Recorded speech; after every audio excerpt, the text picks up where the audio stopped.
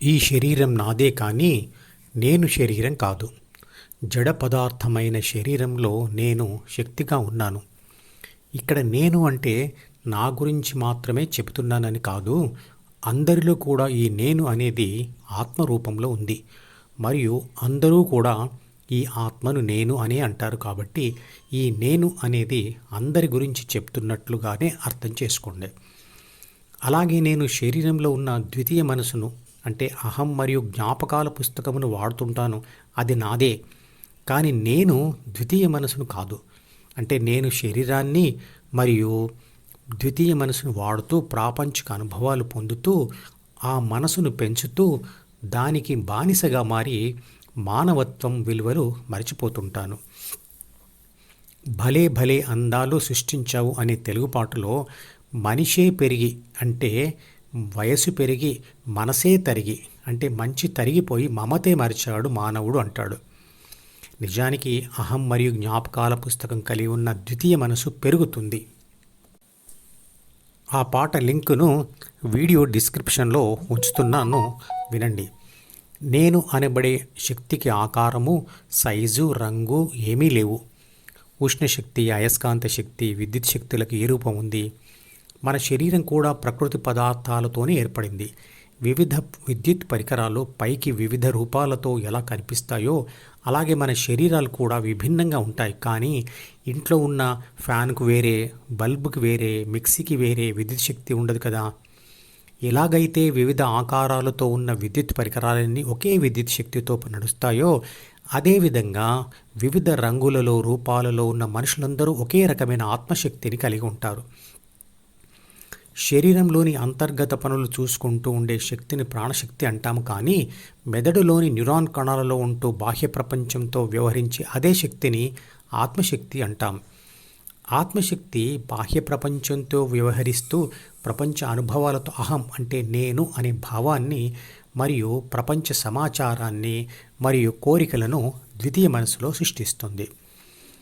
ఎలాగైతే బయట నుండి ఇంట్లోకి ఒకే వైరు ద్వారా ప్రవేశించిన ఒకే విద్యుత్ శక్తి అనేక స్విచ్ల ద్వారా చీలిపోయి ఇంట్లో ఉన్న అన్ని విద్యుత్ బల్బులకు, ఫ్యాన్లకు, మిక్సీలకు, గ్రైండర్లకు, ఏసీలకు, కూలర్లకు వచ్చి వాటిని పని చేయిస్తుందో అలాగే విశ్వశక్తి లేదా పరమాత్మ లేదా దేవుడు కూడా వేర్వేరు శక్తులుగా అంటే భౌతిక శక్తి, రసాయన శక్తి, పరమాణు శక్తి, అయస్కాంత శక్తి, విద్యుత్ శక్తి, జీవశక్తి, భూమి ఆకర్షణ శక్తిగా విడిపడి ఈ విశ్వంలో వేర్వేరు పనులు చేస్తున్నాయి.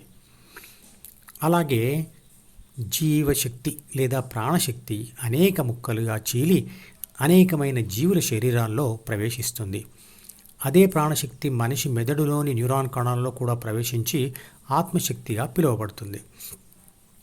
మనందరి ప్రాణశక్తి, ఆత్మలు ఒకటే. శరీరాలు, మనసులు మాత్రమే వేర్వేరుగా ఉంటాయి. మనం చేసే పనులలో తేడాలు ఎందుకంటే ఆత్మతో పనులు చేయించే ప్రాథమిక మనసు మరియు ద్వితీయ మనసులు వేరువేరు కాబట్టి. తల్లిదండ్రుల నుండి వచ్చిన 3 బాధ్యతల కోసం ఇవ్వబడిన 6 గుణాలలో తేడాల వల్ల ప్రాథమిక మనసులు వేరువేరుగా ఉంటాయి. ఈ ప్రాథమిక మనసు సహాయంతోనే ఆత్మ చుట్టూ ఉన్న ప్రపంచాన్ని అనుభవించి ఆ అనుభవాల సారంతో ద్వితీయ మనసును తయారు చేస్తుంది. చుట్టూ ఉన్న ప్రపంచం అంటే పుట్టిన చోట ఉన్న పరిసరాలు మరియు మనుషులు. ఇది కూడా వేర్వేరు మనుషులకు వేర్వేరుగా ఉంటుంది కాబట్టి ద్వితీయ మనసు కూడా వేర్వేరుగా ఉంటుంది. గాఢమైన నిద్రల నుండి లేచిన ఏ లేదా నేను బిలోని 3 బాధ్యతలు మరియు 6 గుణాలను పట్టుకొని తర్వాత ద్వితీయ మనసులోని ప్రథమ ఆలోచన అయిన సి అంటే అహం అంటే నేను, నాది, నాకు, నన్ను అనే భావాన్ని పట్టుకొని తర్వాత ద్వితీయ మనసు యొక్క డిలో ఉన్న ప్రపంచ సమాచారాన్ని చదువుతూ అంటే ఆలోచిస్తూ ఉండిపోవచ్చు లేదా డిలోనే ఉన్న కోరికను పట్టుకొని పని చేయవచ్చు.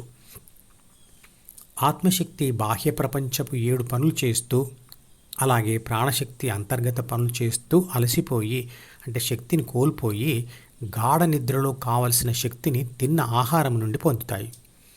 జ్ఞానేంద్రియాలతో పొందే ఏ అనుభవమైనా ఆధ్యాత్మిక అనుభవం కాదు. ఆధ్యాత్మికత అంటే ఆత్మకు మనసుపై గెలిచే ఆధిపత్యాన్ని ఇప్పించే ప్రక్రియ ఫలితం.